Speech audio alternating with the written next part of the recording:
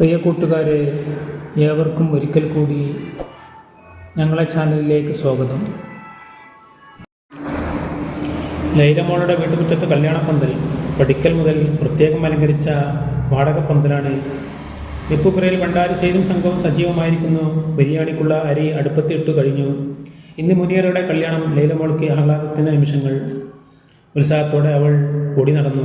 ഇത് കാണാൻ തൻ്റെ ഉപ്പില്ലല്ലോ എന്ന ചിന്ത മാത്രമാണ് അവളെ വേദനിപ്പിച്ചത്. അവളുടെ മുമ്പിൽ ആ സായാഹ്നം തെളിഞ്ഞു വരികയാണ്. നിറഞ്ഞ മുഞ്ചിരിയുടെ വീരാനിക്ക കയറി വന്നത്. വിശ്വസിക്കാനാവാത്ത കാര്യം പറഞ്ഞ് പിന്നെയെല്ലാം ഒരു നിയോഗം പോലെയാണല്ലോ നടന്നത്. ഉമ്മ അയൽവാസി ഉമ്മർക്കയെ വിളിച്ചു. കാര്യം അറിഞ്ഞപ്പോൾ ഉമ്മർക്കും ഉത്സാഹം. ആ രാത്രി തന്നെ ഉമ്മർക്ക അമ്മാവന്മാരോട് വിവരം പറഞ്ഞു. അവർ പുതിയാപ്പിളയെക്കുറിച്ച് വിശദമായ അന്വേഷണം. ദല്ലാൾ പറഞ്ഞതൊക്കെ സത്യമായിരുന്നു. 2 ദിവസം കഴിഞ്ഞപ്പോൾ വീരാനിക്ക അവരെയും കൂട്ടിക്കൊണ്ടുവന്നു. പുതിയാപ്പിള അവരുടെ ഉമ്മ, പെങ്ങന്മാർ.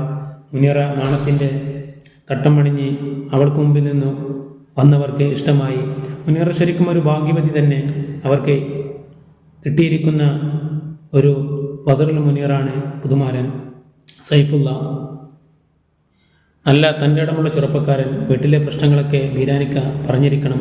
വിവാഹത്തിന് മുമ്പേ മുനീറക്കുള്ള ഡ്രസ്സുകൾ കൊടുത്തയച്ചു. കൂട്ടത്തിൽ വീട്ടിലെ ഓരോ അംഗങ്ങൾക്കും. കല്യാണം വലിയ ആഘോഷമായിട്ട് വേണ്ട എന്നായിരുന്നു ഉമ്മർക്കയുടെ അഭിപ്രായം. പക്ഷേ അമ്മാവന്മാർ സമ്മതിച്ചില്ല. ഉപ്പയില്ലാത്ത വിഷമം മുനീറക്ക് തോന്നരുത്. കല്യാണ ചെലവ് അവർ ഏറ്റെടുത്തു. 1 മാസത്തെ ഒഴിവ് മാത്രമേ വിവാഹത്തിനുണ്ടായിരുന്നുള്ളൂ. ആർക്കും വിശ്രമം ഉണ്ടായിരുന്നില്ല. ഉമ്മർക്കയും അമ്മാവന്മാരും ഓടി നടക്കുകയായിരുന്നു. ഉമ്മയും കല്യാണം വിളിക്കാൻ നടന്ന് ക്ഷണിച്ചു. സുബൈർക്കയുടെ വീട്ടിൽ കല്യാണം വിളിക്കാൻ പോയത് ഉമ്മയും മുനീറയും. അവർ നിറഞ്ഞ ഉത്സാഹത്തോടെയാണ് സ്വീകരിച്ചത്. ലൈലമോളെ കൊണ്ടു ചെല്ലാത്തതിൽ ഖേദം പറഞ്ഞു അത്രേ. സുബൈർക്ക ആശുപത്രി വിട്ടിരുന്നില്ല. എങ്കിലും നില മെച്ചപ്പെട്ടിട്ടുണ്ട്. ആരൊക്കെയോ അവിടുന്ന് കല്യാണത്തിനെത്തുക ആവോ. ആരെ കണ്ടാലും സന്തോഷമാണ്. തൻ്റെ ഉടപ്പുറപ്പിങ്ങളതുപോലെയാണ്. കുട്ടികൾ പന്തലിലൂടെ ഓടി കളിക്കുകയാണ്. കസേരകൾ മറിച്ചിട്ടും മേശയുടെ ക്രമം തെറ്റിച്ചും അവർ അവരുടേതായ ലോകത്തിൽ. ആദ്യമൊക്കെ ഉമ്മർക്ക അവരോട് ഒതുങ്ങി നിൽക്കാൻ പറഞ്ഞു. പിന്നെ ഉമ്മർക്കയും മൗനം പാലിച്ചു. ഇതൊക്കെ തന്നെയല്ലേ കല്യാണം എന്ന് ഉമ്മർക്കും തോന്നിയിരിക്കണം. ആലീസും മാമിനിയും തങ്കമണിയും പടി കടന്നു വരുന്നത് കണ്ട് തന്നെ ക്ലാസ്സിൽ നിന്ന് പോന്നത് പിന്നെ അവരെ കൂടുതൽ കാണാറില്ല. ലൈലമോൾക്ക് ഉത്സാഹമായി. അവൾ അതിഥികളെ സ്വീകരിച്ചിരുത്തി കിന്നാരം പറഞ്ഞു. കുടിക്കാൻ ചായ കൊടുത്തു. മുനീറയും കൂട്ടുകാരികളും അതിഥികൾക്കും മുമ്പിൽ ആലീസ് തമാശയുടെ അമിട്ട് പൊട്ടിച്ചു. പെണ്ണുങ്ങൾ കൂട്ടച്ചിരി മുഴക്കി. എല്ലാവരും ഒന്നിച്ചിരുന്നു. മൈലാഞ്ചിട്ടു. ലൈലമോൾ മാത്രം തന്ത്രപൂർവ്വം ഒഴിഞ്ഞു മാറി. ആലീസ് അത് ശ്രദ്ധിച്ചിരുന്നു. ലൈലമോൾ കുളിക്കാനിറങ്ങുമ്പോൾ ആലീസും ഒപ്പം കൂടി. ഇടവഴിയിൽ നിന്നോ അവൾ ചോദിച്ചു, ലൈലമോൾക്ക് എന്താ പറ്റിയത്? എന്തോ മൈലാഞ്ചിടാത്തത്? ചോദ്യം കേട്ട് ലൈലമോൾ ഞെട്ടി. അവൾ അതും ശ്രദ്ധിച്ചു.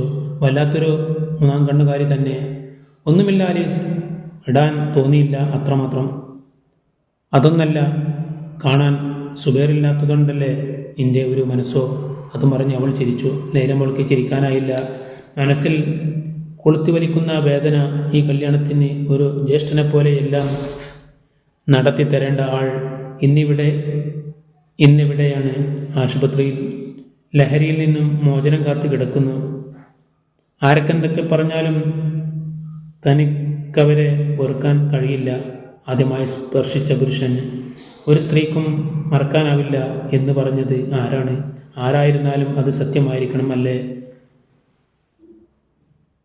ഈ സന്തോഷവേളയിലും അവരുടെ മുഖം എൻ്റെ മനസ്സിലേക്ക് വരുന്നത്. പലപ്പോഴും അമ്മായിമ്മ ക്ഷണിച്ചതാണ്. ആശുപത്രിയിൽ പോയി കാണാൻ വഴങ്ങിയിട്ടില്ല. ആ അവസ്ഥയിൽ കാണാൻ വയ്യാത്തത് കൊണ്ട് തന്നെ. നീ എന്താ കാര്യമായിട്ട് ആലോചിക്കുന്നത്? ആലീസിൻ്റെ ചോദ്യം കേട്ടപ്പോഴാണ് അവൾക്ക് പരിശുദ്ധബോധം വന്നത്. പുഴവക്കത്തെത്തിയിരുന്നു. കര കവിഞ്ഞൊഴുകുന്നില്ലെങ്കിലും മണപ്പുറം കാണാൻ തുടങ്ങിയിട്ടില്ല. കടത്തുകാരൻ ഒറ്റയ്ക്ക് വലിക്കാവുന്ന വെള്ളം മാത്രമേ ഇപ്പോഴുള്ളൂ. അവൾ പുഴയിൽ മുങ്ങി. അകലെ പോയിട്ടാണ് പൊന്തിയത്. വീണ്ടും കുറേ നീന്തി. ആലീസ് കൗതുകത്തോടെ നോക്കിയിരുന്നു. എടിലേലോ വിളിക്കൊണ്ട് ഇങ്ങുപോലെ വിളിച്ചു പറഞ്ഞെങ്കിലും അവൾ കേട്ടതായി ഭാവിച്ചില്ല. ആനക്കല്ലിൻ്റെ ഭാഗത്തേക്കാണ് നീന്തുന്നത്. ആലീസിന് ആശങ്കയായി. വിഷമം ലയിക്കാഞ്ഞ് ലൈലമോള് എന്തെങ്കിലും ചെയ്തു കളയുമോ എന്ന പേടി. ഇങ്ങോട്ട് പോരില്ലേലോ, എനിക്ക് പേടിയാവുന്നു. ലൈലമോൾ അത് കേട്ടില്ല. അവൾ നീന്തിപ്പോയി ആനക്കല്ലിൻ്റെ ഉച്ചിയിൽ കയറിയിരുന്നു. ആലീസിന് കൈകൊണ്ട് ആംഗ്യം കാണിച്ചു കൊടുത്തു. പിന്നെ ക്ഷീണം മാറ്റി വീണ്ടും വെള്ളത്തിലേക്കൊരു ചാട്ടം, ഒരു മുങ്ങൽ. ആലീസ് വീണ്ടും മഴന്നുപോയി. അല്പം കഴിഞ്ഞ് ആലീസിൻ്റെ തൊട്ടുമുമ്പിൽ ലൈലമോൾ പൊന്തി. അവൾ വെള്ളത്തിലിറങ്ങി ലൈലമോളെ പിടിച്ചു കയറ്റി തോർത്താൻ പോലും സമ്മതിക്കാതെ വലിച്ചുകൊണ്ട് വീട്ടിലേക്കോടി. ആലീസ് കരയുന്നുണ്ടായിരുന്നു. ഇവൾക്കിതെന്ത് പറ്റി എന്നറിയാതെ ലൈലമോൾ അന്തം വിട്ടു. കല്യാണപ്പുര സജീവമായി. നിന്നവർ ചോറ് തിന്ന് തൊടികളും ഇടവഴികളിലും തങ്ങി നിന്നു. ഖാദർക്കയുടെ മോൾക്കുണ്ടായ ഭാഗ്യത്തിൽ എല്ലാവരും സന്തോഷിച്ചു. നാട്ടുകാരും ആത്മാർത്ഥമായി സഹകരിച്ചു. ലൈലമോൾ വീട്ടിനകത്തും പുറത്തും ഓടി നടന്നു. അതിഥികളെ സ്വീകരിച്ചും കുശലം പറഞ്ഞും തൻ്റെ കർത്തവ്യത്തിൽ വ്യാപൃതരായി. മുനീറയുടെ കൂട്ടുകാരികളും മുകളിൽ ഒപ്പന തകർക്കുകയായിരുന്നു. ലൈലമോൾക്കും തൻ്റെ കല്യാണ ദിവസത്തിൻ്റെ ഓർമ്മകൾ. മഴ ഇടയ്ക്കിടയ്ക്ക് ചാർന്നുണ്ടായിരുന്നു. പന്തലും പരിസരവും ഭദ്രമായതുകൊണ്ട് അതൊരു പ്രശ്നമായില്ല. ഉച്ചയായപ്പോൾ വരനും സംഘവും എത്തി. കാരണന്മാർ അവരെ സ്വീകരിച്ചു. പന്തലുകൾ സജീവമായി. നിക്കാഹിൻ്റെ സമയം. അടക്കിപ്പിടിച്ച സദസ്സ്. മുനീറയുടെ അമ്മാവനാണ് നിക്കാഹിന് കൈ കൊടുത്തത്. നിക്കാഹ് കഴിഞ്ഞ് വരനും സംഘവും പോയി. പുതുപെണ്ണിനെ തേടി വന്നവർ മുനീറയെ ചമയിപ്പിക്കുകയാണ്.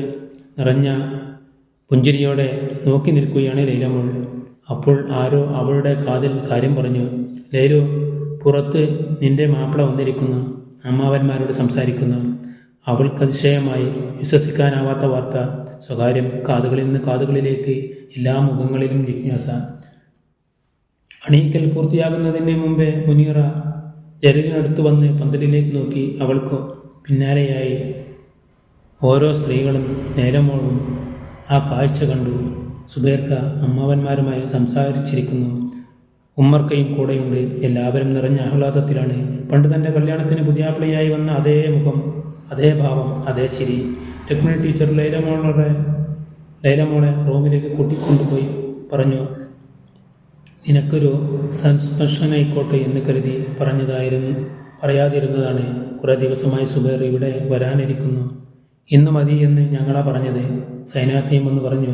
എല്ലാവരും പായസം കുടിച്ചു. ലൈലമോൾക്ക് പായസം കുടിക്കാനായില്ല. ആരൊക്കെയോ ചേർന്ന് അവളെ കഴിഞ്ഞു.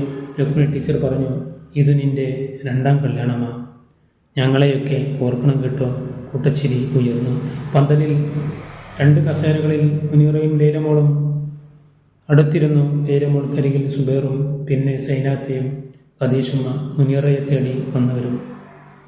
ഒരത്ഭുതം കാണുന്ന പോലെ ഈ കാഴ്ച കാണുകയായിരുന്നു സ്ത്രീകൾ. അപ്പോൾ ലൈലമോളുടെ അമ്മാവൻ സുബൈറിൻ്റെ കയ്യിൽ ലൈലമോളെ ഏൽപ്പിച്ചു പറഞ്ഞു, കഴിഞ്ഞതൊക്കെ മറക്കുക. ഇണക്കവും പിണക്കവും സാധാരണയാം. ഇനി നിങ്ങൾ സന്തോഷത്തോടെ കഴിയണം. സുബൈർ പുഞ്ചിരിച്ചു. പിന്നെ ലൈലമോളെ സൈനാത്തയെ ഏൽപ്പിച്ചു. 2 മക്കളും ഉമ്മയോട് യാത്ര പറഞ്ഞു പടിയിറങ്ങി. സന്തോഷം സഹിക്കാനാവാതെ ഖദീഷുമ്മ വിതുമ്പി. അപ്പോൾ നേരിയ ഒരു ചാറ്റൽ മഴ പെയ്തിറങ്ങുന്നുണ്ടായിരുന്നു.